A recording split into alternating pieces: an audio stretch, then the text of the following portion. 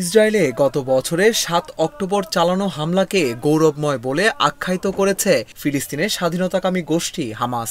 গতকাল রোববার এক ভিডিও বার্তায় গোষ্ঠীটির সদস্য খলিল আল হায়া এ কথা বলেন। তিনি বলেন, গৌরবময় ৭ই অক্টোবরের ঘটনা শত্রুদের নিজেদের জন্য তৈরি করা বিভ্রমগুলোকে ভেঙে দিয়েছিল।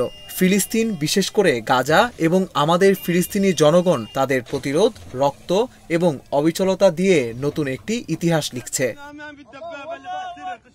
গত ৭ অক্টোবর ইসরায়েলে হামলা চালিয়ে ১২০০ ইসরায়েলিকে হত্যা করে ফিলিস্তিনের স্বাধীনতাকামী গোষ্ঠী হামাস।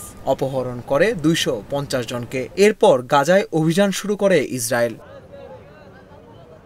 গাজার স্বাস্থ্য মন্ত্রণালয়ের তথ্য অনুযায়ী ইসরায়েলি হামলায় এ পর্যন্ত ৪১,০০০-এর বেশি ফিলিস্তিনি নিহত হয়েছে। গত জুলাইতে ইরানের প্রেসিডেন্টের উদ্বোধনী অনুষ্ঠানে গিয়ে ইসরায়েলের বোমা হামলায় নিহত হন হামাস প্রধান ইসমাইল হানিয়া।